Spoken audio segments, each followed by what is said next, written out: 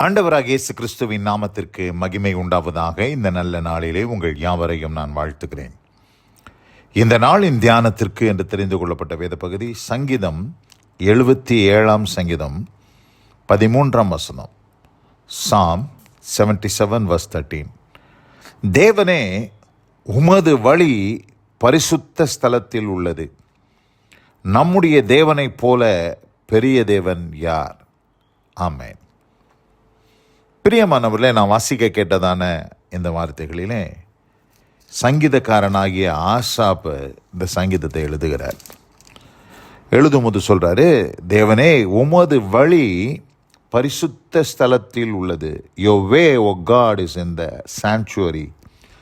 உம்முடைய வழிகள் எங்கே இருக்குன்னா பரிசுத்த ஸ்தலத்துக்குள்ளதான் இருக்குது. இந்த திக்கு தெரியாத உலகம், இந்த உலகம் ஒரு காடு மாதிரி. காட்டில் காணா போயிட்டா நம்ம வழி தெரியாமல் சுற்றி ஒரே இடத்துல வந்துட்டுருப்போம்.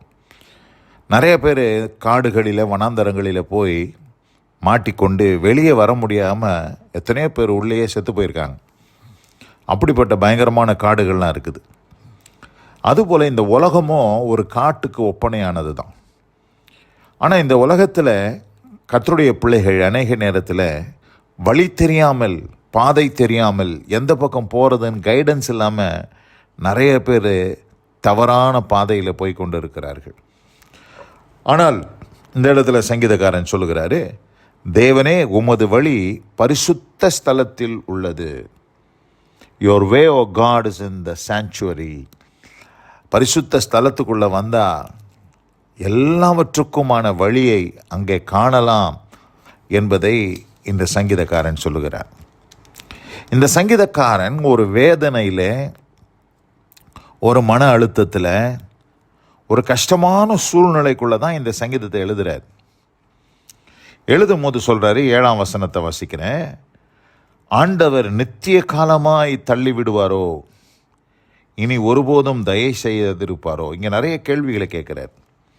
ஆண்டவர் நித்திய காலமாய் என்னை தள்ளிவிடுவாரோ, இனி ஒருபோதும் தயை செய்யாது இருப்பாரோ. நிறைய பேருடைய வாழ்க்கையில் அப்படி தான் தோணுது. ஆண்டவர் தள்ளிவிட்டார், ஆண்டவர் கைவிட்டுட்டார், ஆண்டவர் தயை செய்ய மாட்டார் அப்படின்லாம் நிறைய பேருக்கு ஒரு அபிப்பிராயம், தேவன் மேலே அப்படிப்பட்ட ஒரு அபிப்பிராயம் இருக்குது. சில நேரங்களில் ஆண்டவர் மௌனமாக இருக்கும்போது நம்முடைய வாழ்க்கையில், அதுவும் நம்மளுடைய நெருக்கமான சூழ்நிலையில் அப்படிப்பட்ட ஒரு யோசனைகள்லாம் நிறைய பேருக்கு வந்துடுது. ஆண்டவர் நித்திய காலமாய் தள்ளிவிடுவாரோ, இனி ஒருபோதும் தயை செய்யாது இருப்பாரோ என்று அநேகர் சொல்லுகிற வார்த்தைகளை நாம் கேட்கிறோம். 8ஆம் வசனத்தை சொல்கிறாரு, அவருடைய கிருபை முற்றிலும் அற்று போயிற்றோ. கிருபையே இல்லையா? கிருபை முற்றிலும் அற்று போயிருச்சா? என் வாழ்க்கையில் தேவ கிருபையை நான் உணர முடியலையே அப்படின்னு சொல்லி நிறைய பேர் புலம்பிக்கிட்டு இருக்கிறாங்க. இந்த சங்கீதக்காரனும் அப்படி தான் புலம்புறார். அவருடைய கிருபை முற்றிலும் அற்று போயிற்றோ, வாக்குத்தத்தமானது தலைமுறை தலைமுறைக்கும் ஒளிந்து போயிற்றோ. ஆண்டவர் வாக்குத்தத்தம் கொடுத்தாரு, ஆனால் அந்த வாக்குத்தத்தங்கள்லாம் ஒன்றாகிலும் நிறைவேறினது போல காணப்படவில்லை. வாக்குத்தத்தங்கள்லாம் ஒளிந்து போன மாதிரி ஆயிடுச்சு. தலைமுறை தலைமுறைக்கும் ஒளிந்து போயிற்றோ வாக்குத்தத்தங்கள் என்று இங்கே சங்கீதக்காரன் சொல்கிறார். சொல்லிட்டு 9ஆம் வசனம் சொல்கிறாரு, தேவன் இரக்கம் செய்ய மறந்தாரோ. எல்லாத்தையுமே இந்த இடத்துல பார்க்கும்போது ஒரு நெகட்டிவாகவே இந்த சங்கீதக்காரன் பார்த்துக்கிட்டு இருக்கிறார். கோபத்தினாலே தமது உருக்கமான இரக்கங்களை அடைத்து கொண்டாரோ என்றேன், சேலா அப்படின்னு முடியுது.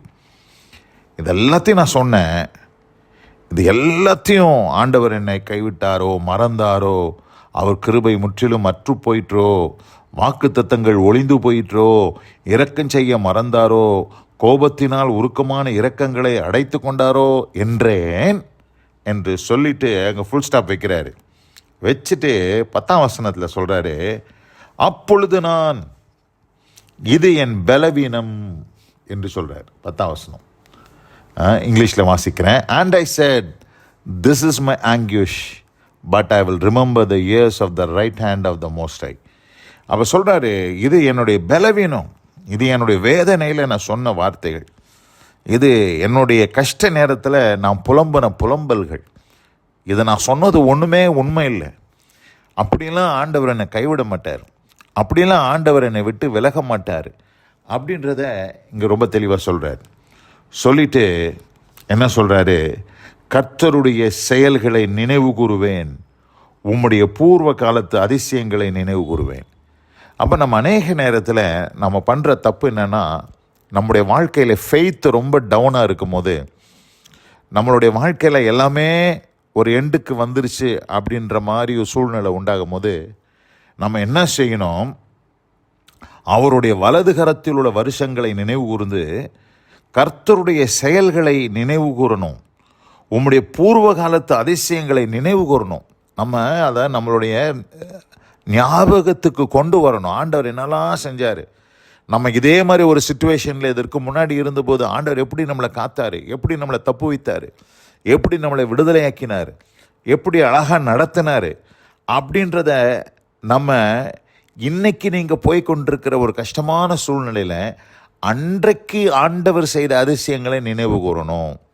அப்படி நினைவு கூறும்போது 12ஆம் வசனம் சொல்கிறார், உம்முடைய கிரைகளை எல்லாம் தியானித்து உம்முடைய செயல்களை யோசிப்பேன் என்றேன் என்று சொல்லிட்டு உடனே 13ஆம் வசனத்தில் என்ன சொல்கிறாரு? தேவனே உமது வழி பரிசுத்த ஸ்தலத்தில். நான் எங்கெங்கேயோ தேடிட்டு இருக்கிறேன், எங்கெங்கேயோ நான் உம்முடைய வழியை தேடிட்டு இருக்கிறேன், எனக்கு வழி தெரியல, என்ன செய்யறதுன்னு தெரியல, இந்த சிச்சுவேஷனில் எப்படி போகிறதுன்னு தெரியல. ஆனால் ஒரே ஒரு வழி தான் இருக்குது, உம்முடைய பரிசுத்த ஸ்தலம்.